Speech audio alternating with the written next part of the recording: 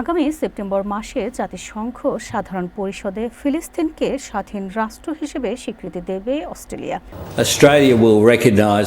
সোমবার ক্যানবেরার মন্ত্রিসভার বৈঠকের পর দেশটির প্রধানমন্ত্রী অ্যান্থনি আলবানিজ এ ঘোষণা দেন। তিনি বলেন, ফিলিস্তিনি জনগণের নিজস্ব রাষ্ট্রের অধিকারকে স্বীকৃতি দিয়ে আমরা আন্তর্জাতিক সম্প্রদায়ের সঙ্গে সমন্বয় করে দ্বিরাষ্ট্র সমাধানের গতি ত্বরান্বিত করব। আলবানিজ আরও জানান, এই সিদ্ধান্ত নেয়ার ক্ষেত্রে ফিলিস্তিনি কর্তৃপক্ষের কাছ থেকে প্রাপ্ত প্রতিশ্রুতিগুলো গুরুত্বপূর্ণ ভূমিকা রেখেছে। এর মধ্যে রয়েছে ফিলিস্তিনি সরকারের হামাসের কোনো ভূমিকা না থাকা, গাজার সমীকরণীকরণ বন্ধ এবং নির্বাচন আয়োজনের ব্যবস্থা করা। অস্ট্রেলিয়ার প্রধানমন্ত্রী ফিলিস্তিনকে স্বীকৃতি দেওয়ার পর স্পষ্ট করে দেন যে হামাস এই ধরনের স্বাধীন রাষ্ট্রের অংশ হবে না।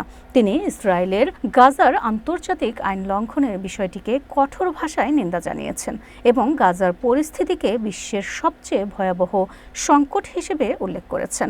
গত 2 সপ্তাহে আলবানিজ যুক্তরাষ্ট্র, ফ্রান্স, নিউজিল্যান্ড, জাপান সহ বিভিন্ন দেশের নেতৃবৃন্দ এবং ইসরায়েল ও ফিলিস্তিনের শীর্ষ নেতাদের সঙ্গে আলোচনা করেছেন। ফিলিস্তিনি কর্তৃপক্ষ শান্তি ও নিরাপত্তায় ইসরায়েলের অস্তিত্ব স্বীকার করবে এবং বড় ধরনের সংস্কার কার্যক্রম গ্রহণ করবে বলে আশ্বাস দিয়েছে।